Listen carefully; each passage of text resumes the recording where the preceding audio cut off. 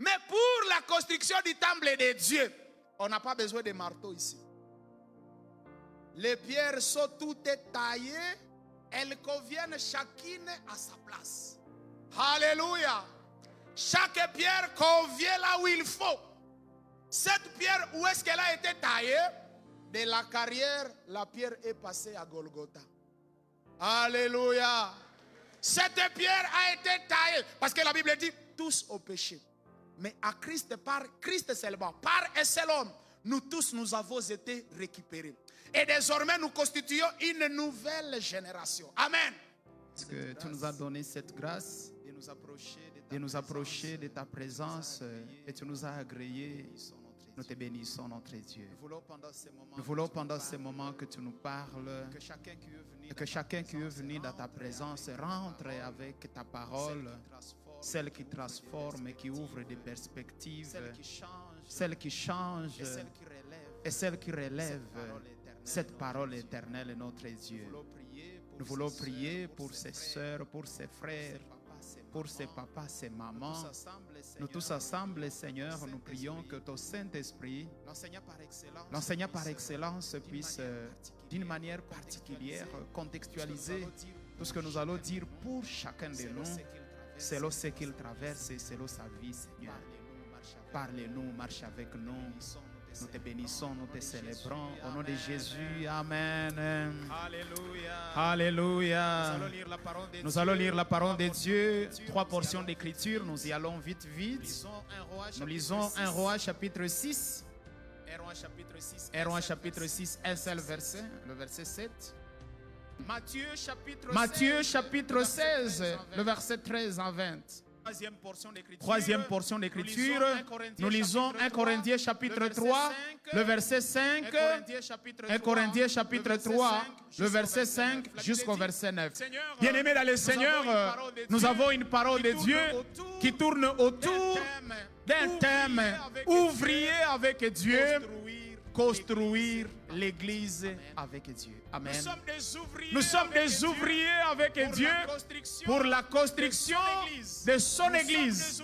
Nous sommes des ouvriers avec Dieu afin que nous puissions œuvrer ensemble pour bâtir une église selon la vision de Dieu. Alléluia.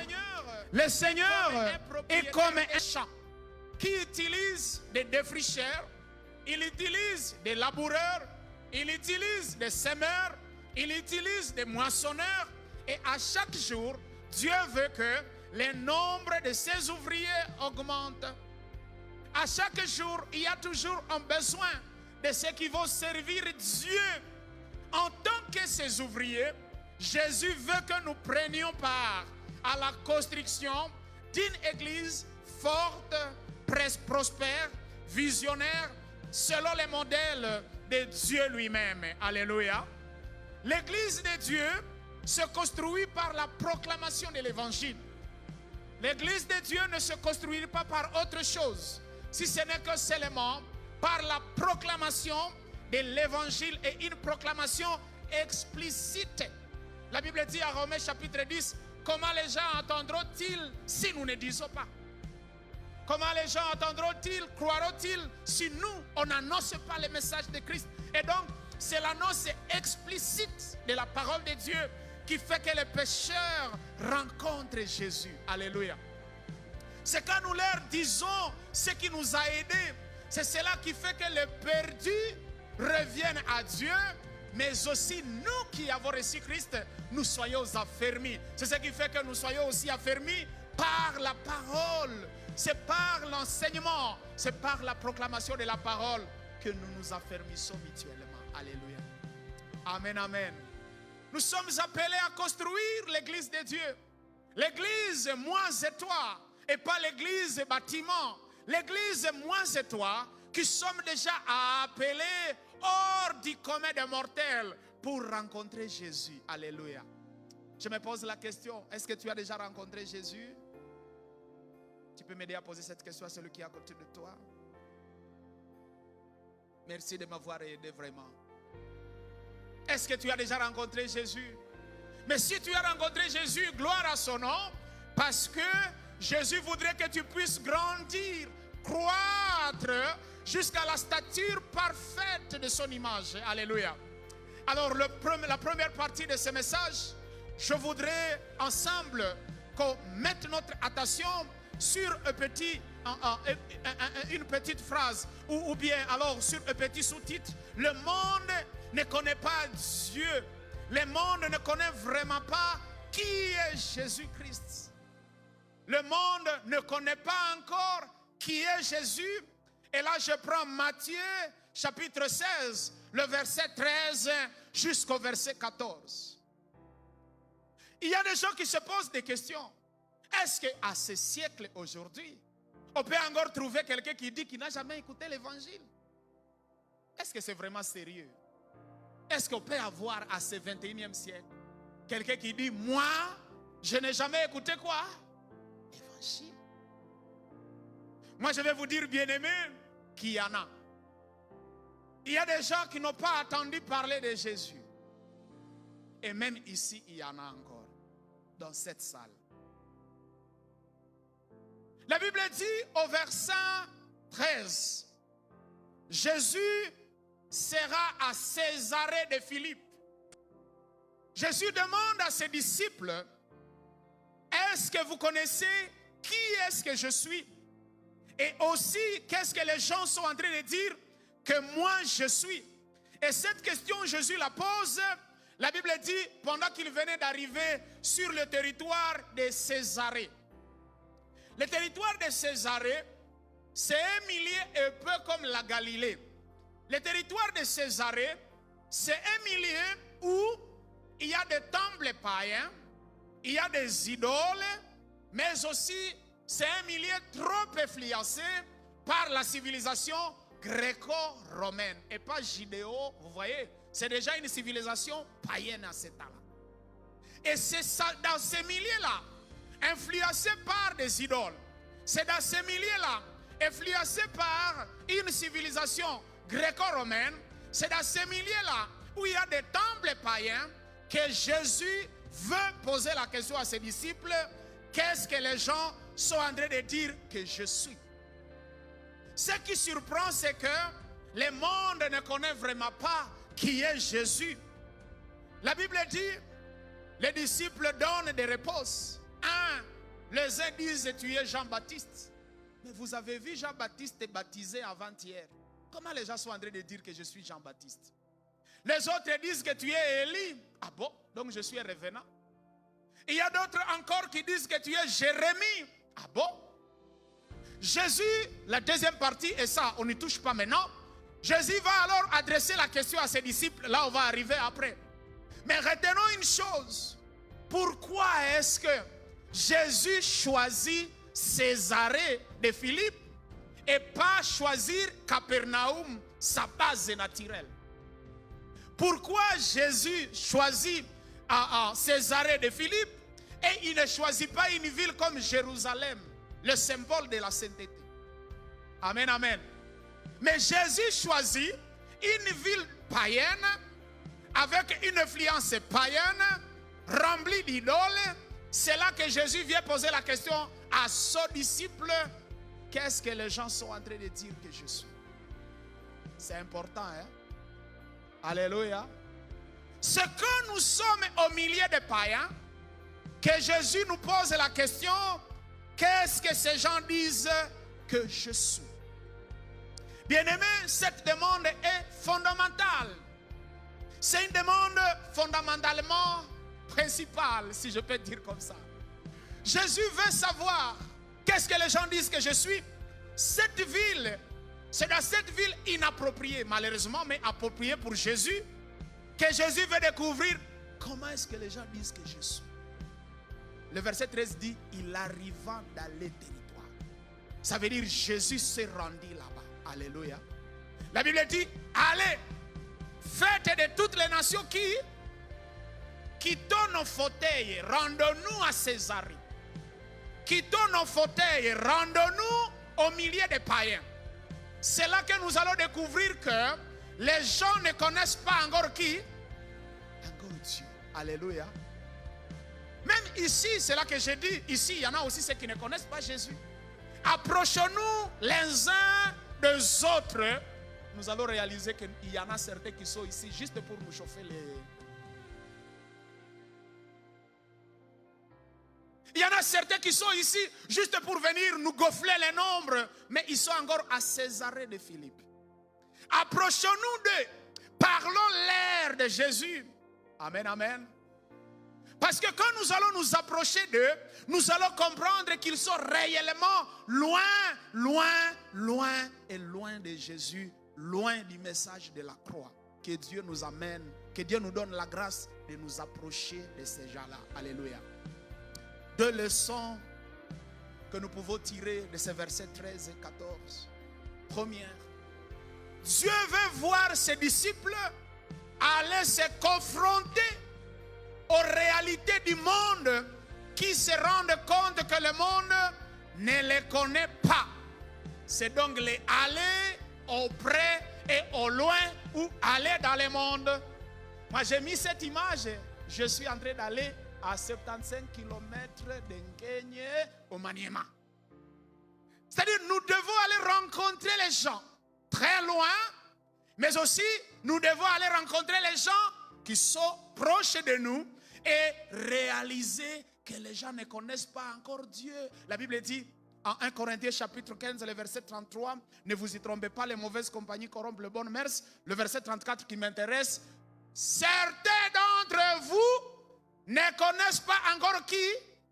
Dieu. Amen, amen. Certains d'entre nous ne connaissent pas encore Dieu. Approchons-nous de ces gens. Ils risquent de se perdre. Ils risquent de louper, de rater la vie éternelle. Approchons-nous de ces gens. Amen, amen.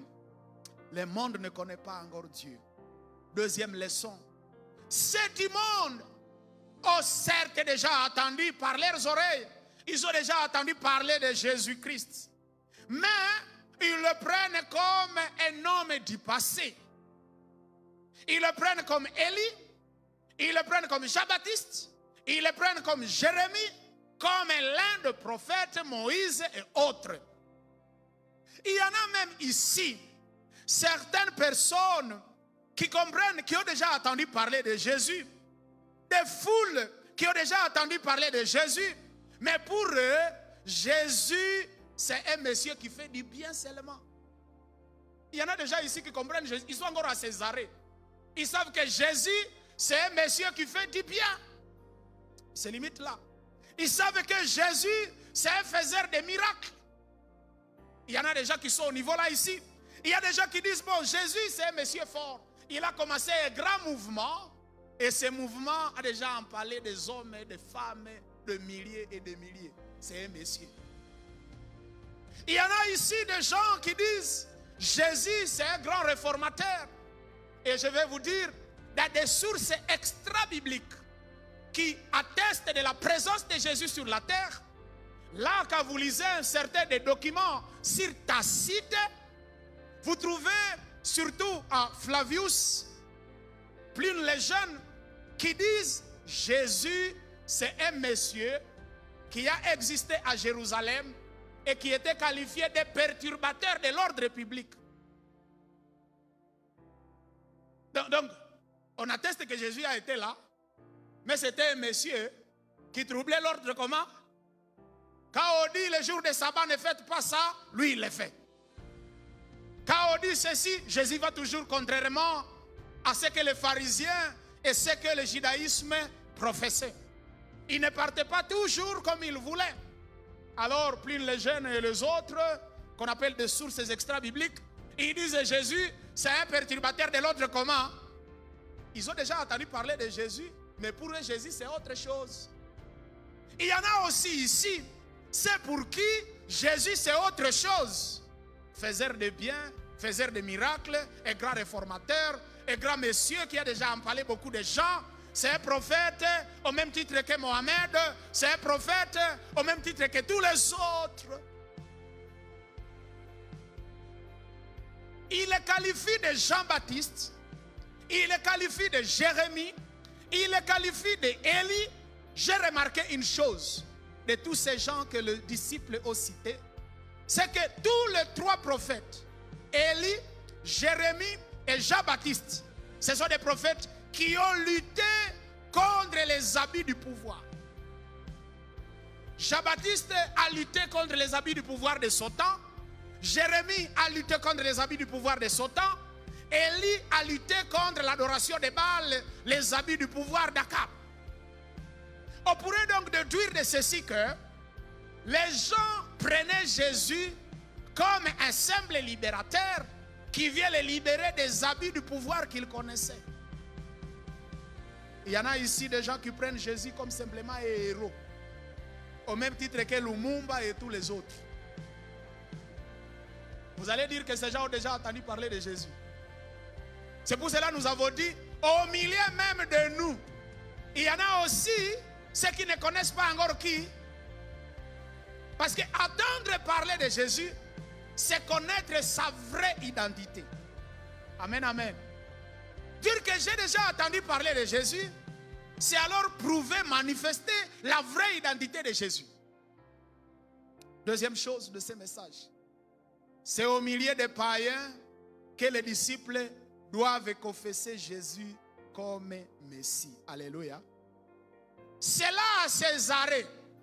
C'est au milieu de ceux qui ne connaissent pas Christ. C'est au milieu des adorateurs des idoles. C'est au milieu de ceux qui fréquentent des temples païens, de ceux qui sont influencés par les siècles présents. C'est au milieu de ces gens que nous devons confesser, que nous devons professer notre foi. Confesser Jésus comme notre Messie. Alléluia. Les disciples n'ont aucune autre réponse à part ce que Dieu lui-même avait révélé à Matthieu 3, le verset 17. Jésus avait déjà dit, non, Dieu avait déjà dit, écoutez mon fils bien-aimé, à qui je mets toutes mes mains. Ça c'était devant tout le public juif. Tous ceux qui étaient venus se faire baptiser. Mais comment est-ce que quand Jésus se rend en Césarée, où il y a des juifs et le public païen, les gens osent dire qu'il est Jérémie, qu'il est même celui qui baptisait, alors qu'ils avaient vu Jésus être aussi baptisé les jours-là? Ça veut simplement dire que notre monde est incrédule. Notre monde connaît, a déjà entendu très bien de Christ. Mais notre monde ne veut pas le confesser. Alléluia. Les gens ont déjà entendu parler de Christ, mais ils ne veulent pas confesser Christ comme leur Seigneur et Sauveur. Amen. Ils ne veulent pas confesser Christ comme Dieu. Écoutez mon fils bien-aimé, à qui je mets toute ma confiance. Les Juifs, au lieu de dire non, nous étions là. Quand on a témoigné de Jésus, ils s'arrêtent à dire non, il est Jean-Baptiste, alors qu'ils avaient vu Jean-Baptiste et qu'ils savent que Jean-Baptiste a été tué par Hérode. Les gens sont incrédules. Mais nous qui avons connu Christ, proclamons qu'il n'est pas Jean-Baptiste, proclamons qu'il n'est pas héros, proclamons qu'il est plus que même Salomon, qu'il est le Messie qui nous mène à la vie éternelle. Alléluia. C'est cette pensée que Dieu révèle par son esprit à Pierre. Et Jésus dit, ça ne vient pas vraiment de toi. Ce n'est pas un cœur humain qui donne cette réponse. Jésus vient à dire, ceci t'a été donné par l'Esprit de Dieu ou par mon Père. Alléluia. Amen, amen. C'est en confessant Jésus comme Seigneur et Sauveur. C'est cette confession qui vient fonder l'Église. C'est cette confession qui bâtit l'Église. C'est cette confession qui amène, qui dépeuple le royaume des ténèbres, qui amène les gens vers la lumière que nous donne Jésus. Amen. Et donc chacun de nous doit aller confesser cela au milieu des païens, que Jésus est la voyée de Dieu. Jésus est celui qui vient sauver le monde. Jésus est celui qui vient transformer des vies. Jésus, ce n'est pas à la dimension seulement des prophètes. Jésus est plus qu'un prophète. Alléluia. C'est un devoir de chacun de nous. Nous n'allons pas confesser cela à Jérusalem. Nous n'allons pas confesser seulement cela ici à l'église. Dieu nous envoie d'aller les confesser à Césarée de Philippe. Alléluia. Dieu nous envoie à aller confesser cela au milieu des païens. Le bon endroit où tu dois vivre et prouver que tu es chrétien, c'est quand tu es au milieu des païens. Amen. Le bon milieu où tu dois prouver que tu te consacres à Dieu, c'est quand tu es avec des païens. Malheureusement, certaines personnes, quand ils sont avec les païens, ils ont tendance à s'immiscer et ressembler à ces païens-là. Malheureusement, certains disciples, quand ils sont à Césarée de Philippe, au lieu de prouver leur vraie identité, ils ont l'habitude de se dissimuler. Aïe. Amen. Certaines personnes, au lieu de proclamer, et j'ai vu une païenne venir me dire, pasteur, j'ai vu même tel, nous étions à la fête, j'ai vu même tel faire ceci, pasteur. Je dis quoi? Non, pasteur, ne sois pas surpris. Moi, je l'ai vu, j'ai pris même la photo. On a. C'était lui. Je disais, je vais t'amener sa photo, pasteur. On a, pasteur. Même papa terre, il faisait ça. J'ai eu honte à sa place. Au lieu de prouver la parole qu'il a reçue, il se dissimule et il jette de l'opprobre à sa propre confession de foi. Que Dieu nous en épargne. Amen. La Bible dit, je ne point honte de l'évangile parce que c'est une puissance pour le salut de quiconque fait quoi? C'est une puissance. Bien-aimé, qu'est-ce qui t'a toujours arrêté de proclamer? Qu'est-ce qui a toujours fait que tu aies honte alors que Dieu attend de toi le témoignage? Qu'est-ce qui a toujours fait que tu aies honte de confesser ce que tu as reçu alors que Dieu attend de toi cette confession? Aujourd'hui, Dieu te pose la question, qu'est-ce que tu dis que je suis? Alléluia. Quand tu es avec tes amis sous l'arbre là, qu'est-ce que tu dis que Jésus est pour toi? Il y a des oreilles ouvertes, n'est-ce pas? Il y a, n'est-ce pas, des oreilles qui m'attendent. Quand tu es avec tes amis voleurs là, Dieu te pose la question, qu'est-ce que tu dis que moi je suis pour toi? Tu sais ce que le monde dit que je suis, mais qu'est-ce que tu dis que je suis aussi pour toi, pour ta vie? La Bible dit, Pierre, comme un représentant des autres, il leva sa parole et dit, tu es Jésus. Alléluia. Tu es le Messie, celui qui a été envoyé. Alléluia. Jésus doit être le Messie pour moi, le Messie pour toi. Témoignons que Jésus est le Christ, c'est-à-dire le Messie, au milieu de païens, c'est-à-dire de ceux qui ne sont pas enfants de Dieu. Allons témoigner cela, allons proclamer cela. Nous le proclamons à Goma, nous le proclamons dans nos familles, nous le proclamons loin. Nous allons proclamer que Christ est le Messie qui vient sauver le monde. Alléluia. Christ est celui qui peut transformer les hommes et les femmes. N'ayons pas honte de l'évangile. Amen. N'ayons pas honte de vivre la vie chrétienne. N'ayons pas honte de dire aux gens, moi je ne vais pas là-bas, moi je suis déjà chrétien.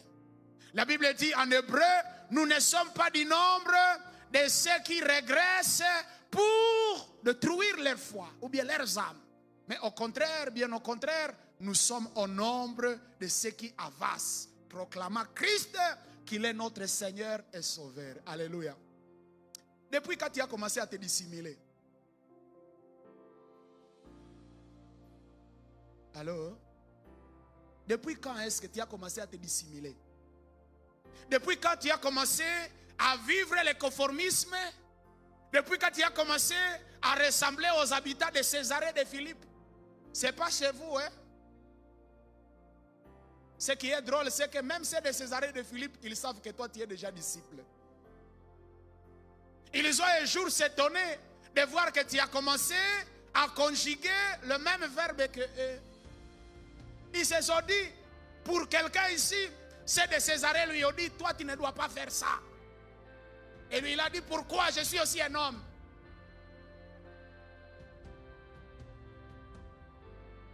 Cette question vale la peine d'être posée pour chacun de nous. Je te supplie de m'aider encore. Tu la poses à celui qui est là. Depuis quand tu as commencé à te dissimuler? C'est depuis quand? Tu te donnes des raisons. Tu te donnes des prétextes. Tu te donnes des explications pour satisfaire ta conscience. Mais est-ce que Dieu est d'accord de ce que tu dis là? Tu te donnes des échappatoires. Tu vas même jusqu'à donner toutes les foules avec lesquelles vous allez. Tu vois même tel est dedans. Oui, il est dedans. Mais toi, depuis quand? Alléluia. Allons proclamer au loin. Allons proclamer auprès. Je parle d'aller proclamer au loin. Je voudrais ici vous montrer une image de notre paroisse. Là où nous allons proclamer l'évangile à Sangourou. Notre paroisse de Goma, ville de Sangourou, c'est celle-ci. L'image là n'est pas... Ça, c'est Sangourou. Ça, c'est la paroisse de Goma, ville de Sangourou. C'est la première paroisse de la CBK Lusambo à Sangourou. Quand vous posez la question à Sangourou, où est la CBK? Vous allez prier ici. Ici, nous sommes à Kalima, cité. C'est à presque 120 km de Kindu. Et là, c'est la paroisse de Kalima cité. Ça, c'est la paroisse qui est dans le centre-ville. Mais il y a la CBK Virunga de là, qui est un peu à côté de la ville. Mais ça, c'est la paroisse qui est vraiment au cœur de la ville. Nous allons proclamer l'évangile. Nous allons annoncer que Christ est le libérateur, que Christ est le Messie, que Christ nous a transformés, que Christ nous a rachetés avec nos biens. Et là, Christ nous a rachetés avec nos quoi? Christ nous a rachetés avec nos biens, n'est-ce pas? Hein? C'est le message que nous amenons à ceux qui sont à Losambo, la capitale de Sangourou. Nous leur amenons le message que voici ce que la CBK, ce que le Christ a fait de nous. Frères et sœurs, que Dieu nous donne la grâce de briser toutes les barrières qui bloquent notre témoignage au milieu des pécheurs. Alléluia. Certains, ils sont au milieu de nous. 1. Ils ne veulent pas ouvrir la bouche que Christ est Messie. 2. Ils échouent à donner pour Christ qui est Messie. 3. Ils ne savent pas vivre que Christ est qui? Qu'est-ce qu'ils ont venu faire ici? Bon, le pasteur va me dire, là tu veux chasser les gens. Je m'arrête là-bas, je ne vais plus exagérer, parler de cela, mais retenez que vous échouez de parler de Christ, vous échouez de vivre Christ, vous échouez de vous donner pour Christ. Qu'est-ce que vous êtes venu faire? Utilisons tous les moyens que Dieu met à notre disposition pour proclamer que Jésus-Christ est Seigneur. Alléluia. Tous les moyens, mettons-les en action. Si il s'agit de parler, parlons. Si on ne nous donne pas l'occasion de parler, marchons, qu'il remarque que nous sommes de Christ. Si on ne nous donne pas l'occasion de marcher, faisons des gestes pour seulement dire que Christ est Seigneur. Alléluia. Il y a un cantique qui dit, et si je manquais la voix, et si je n'ai pas de main, merci de m'aider, et si je n'ai pas de pieds, et si je n'ai pas d'âme, et si je n'ai pas d'âme. Vous voyez, si tu n'as pas de main, loue-les avec ta bouche. Si tu n'as pas de bouche, loue-les avec des pieds. Tu ne peux pas manquer et la bouche, et les pieds, et les mains, et l'âme. Tu ne peux pas manquer tout ça. Tu n'as donc pas raison de dire que tu ne peux pas louer Christ. Tu ne peux pas proclamer Christ. Alléluia. Si nous n'allons pas chercher les pécheurs, alors nous sommes encore pécheurs.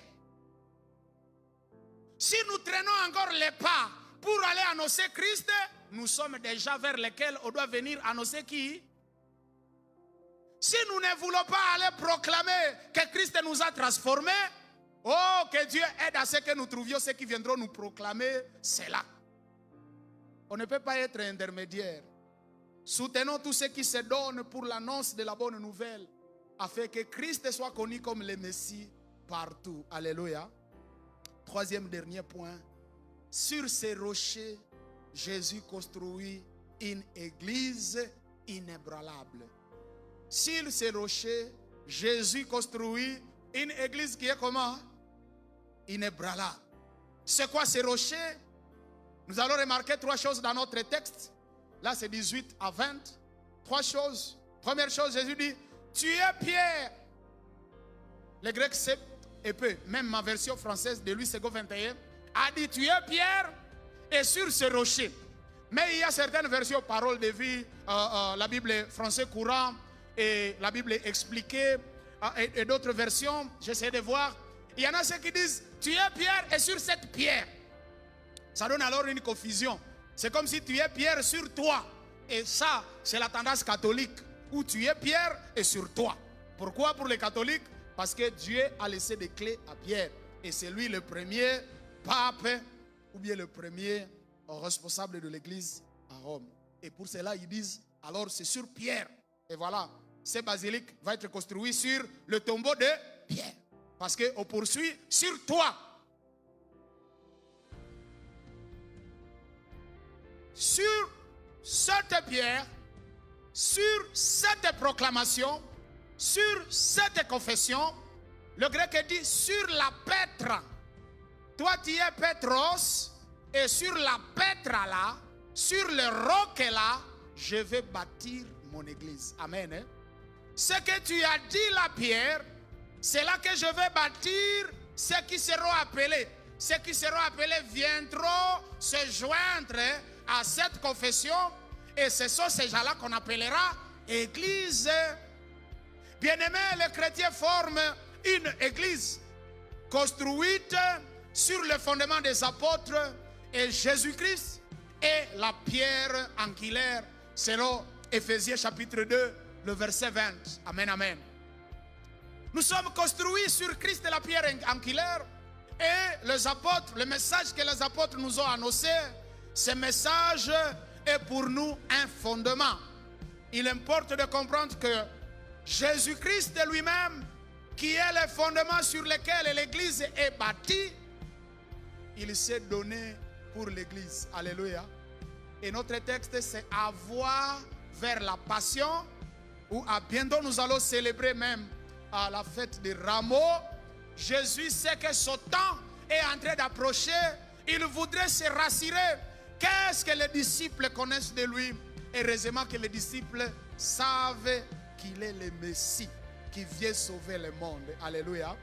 Qui vient sauver tout homme de l'obscurantisme du péché. Jésus est le vrai rocher de notre vie chrétienne, sur lequel chacun de nous doit s'appuyer. Jésus est le vrai rocher sur lequel chacun de nous doit construire. Et la Bible dit à Ésaïe 28, le verset 16, c'est pourquoi, voici la parole du Seigneur Dieu, je pose à Sion une pierre de fondation très dure, une pierre principale. Celui qui s'appuie sur elle n'aura pas honte ou ne tombera pas. Alléluia. Jésus, c'est la pierre sur laquelle, si tu t'appuies, tu n'auras jamais honte. Alléluia. Jésus, c'est la pierre immuable. Ce n'est pas une pierre qui devient poussière. Parce qu'il y en a des pierres qui deviennent quoi? N'est-ce pas? Nous qui avons étudié à Ville, parfois on écrivait avec des pierres sur l'ardoise. La génération du WhatsApp ne peut pas se retrouver. On a écrit parfois avec la pierre sur l'ardoise. Quand on a perdu sa touche ou son crayon, on a parfois écrit avec la pierre qui devient poussière. Nous, la génération là des Aïrois, On a écrit ça. Mais maintenant, Jésus n'est pas cette pierre qui devient poussière. Jésus, c'est la pierre, le roc. Si tu t'appuies sur cette pierre, tu n'auras pas honte. Alléluia. Chaque chrétien, c'est une petite pierre. Voilà comment j'ai dit. Parce que même Pierre dit, nous devons être des pierres vivantes. Et le texte que nous avons lu, en 1 Roi 6-7, la Bible dit, lorsqu'on bâtit la maison de Dieu, on s'est servi de pierres et tout est taillé. Ni marteau, ni hache, ni aucun instrument de fer ne furent attendus dans la maison pendant qu'on le construisait. Amen. Nous sommes comme des petites pierres qui viennent se superposer sur la pierre qui est qui? Qui est Jésus. Amen, amen. Mais nous ne devons pas être n'importe quelle pierre. Nous devons être des pierres qui sont déjà taillées. Est-ce que nous sommes des pierres taillées ici? Parce que la conséquence des pierres taillées, la Bible dit, il n'y a aucun bruit, ni de marteau, ni de hache, ni de fer. Les ingénieurs sont ici. Alléluia, les ingénieurs. Parce qu'on ne peut pas construire sans attendre le bruit des marteaux. Si on voit un maçon venir bâtir la fondation sans marteau, est-ce que ça c'est un bon maçon? On va dire, rentre, tu n'as pas tous les instruments. Mais pour la construction du temple de Dieu, on n'a pas besoin de marteau ici. Les pierres sont toutes taillées, elles conviennent chacune à sa place. Alléluia. Chaque pierre convient là où il faut. Cette pierre, où est-ce qu'elle a été taillée? De la carrière, la pierre est passée à Golgotha. Alléluia. Cette pierre a été taillée. Parce que la Bible dit, tous au péché. Mais à Christ, par Christ seulement, par un seul homme, nous tous nous avons été récupérés. Et désormais, nous constituons une nouvelle génération. Amen. C'est là, la première carrière, c'est la carrière d'Adam. Romain parle. Il dit, il y a les hommes d'Adam, mais il y a aussi la génération en Christ. Amen. Nous qui sommes nés par Christ, par la carrière de Jésus, nous n'avons pas besoin de faire de bruit là où nous allons construire. C'est comme ça que nous bâtissons les temples de Dieu. C'est comme ça que nous construisons la maison de Dieu. Ce n'est pas le bruit comme dans l'épître aux Romains. Oh non, nous sommes de Pierre. Oh non, nous sommes d'Apollon. Oh non, nous sommes d'eux. Oh non, nous sommes d'eux. Ça montre que vous n'avez jamais été taillé. Paul va leur dire, ce que moi j'ai fait, ce qu'Apollon a fait, ce n'était rien si Christ, si Dieu n'a pas fait germer. Chaque chrétien, oui, a un rôle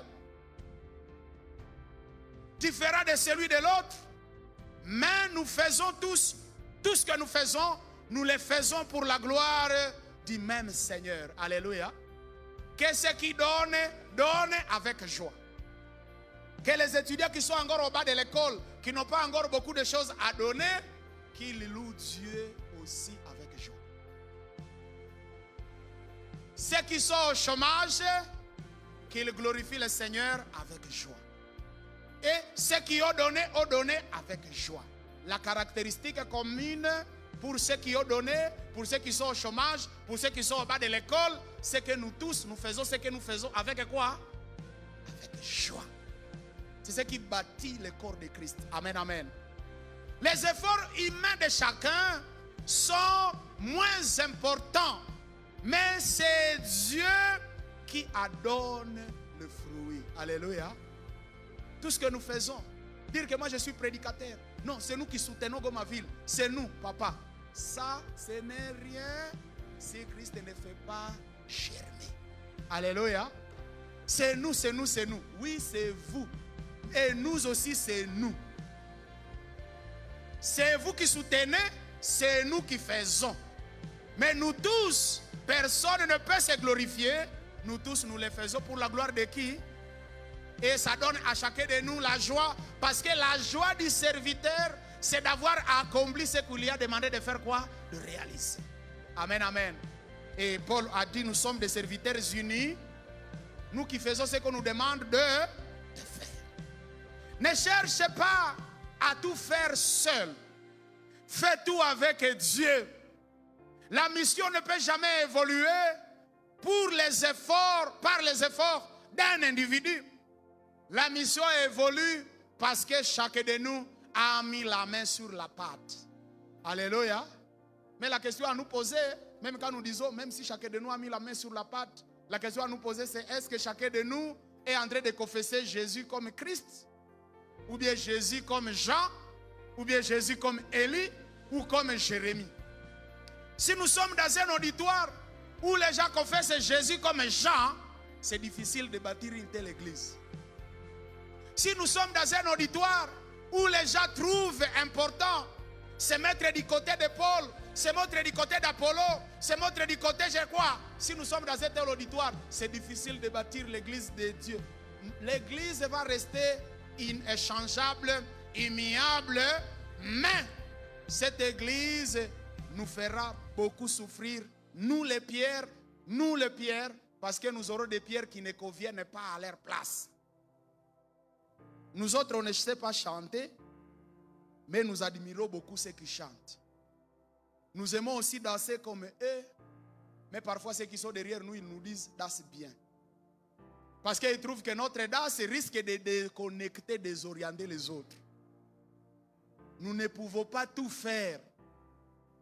Mais nous nous contentons aussi de ce que Dieu nous donne à faire. La portion de grâce que Dieu nous donne à faire, nous la réalisons avec joie. Amen. Dans cette paroisse de Goma-Ville, est-ce que tu peux commencer à dire, moi aussi, je ne sais pas où chanter, je ne sais pas aussi ça, mais quand moi aussi je me tiens là-bas. Alléluia. Si tu es ici, tu n'as pas là où tu te tiens avec joie, frère. Bon, tu dis, nous nous donnons. Mais toi, tu as toujours donné aussi 1000 francs comme moi. Mais tu dis, nous sommes de l'équipe qui soutient l'église. Mais toi aussi, tu donnes 1000 francs. Et moi qui chante, je donne 1000 francs. À quoi est-ce que tu soutiens? Donc, ce sont des questions. Où est-ce que je me situe? Situons-nous chacun de nous. Amen. Hein? Le Seigneur est comme un propriétaire des champs. C'est comme ça qu'on a dit. Qui utilise des défricheurs, des laboureurs, des semeurs, des moissonneurs. Chacun, il les met là où il faut pour que sa moisson puisse germir et donner des fruits. Amen. Hein? Inclinons nos têtes et prions. Nous voulons te bénir, Seigneur, pour ta parole. Nous voulons te remercier pour la grâce que tu nous accordes. Merci, Seigneur, pour tout. Parce que tu nous as envoyés à Césarée. Tu nous veux témoigner de ta présence à Césarée. Nous allons rencontrer des pécheurs, des hommes qui ont la morale chrétienne mais qui ne te connaissent pas. Nous avons rencontré des femmes qui ont encore la morale gréco-romaine du siècle présent. Nous y avons rencontré des gens qui adorent encore des idoles et des gens qui sont encore dans des temples païens.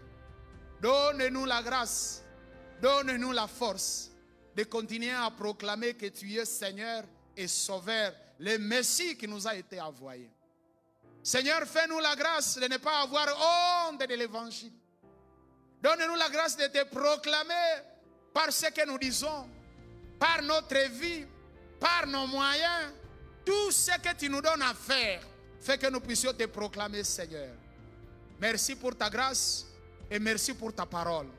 Nous te bénissons, Seigneur, parce que tu es présent. Et nous prions qu'au sortir de ce temple, que tu aies déjà donné à chacun un devoir qu'il va faire pour sa vie, pour sa famille, pour le milieu dans lequel il travaille, parce que tu nous veux proclamer. Nous te célébrons au nom de Jésus-Christ. Amen. Que Dieu nous bénisse. Amen.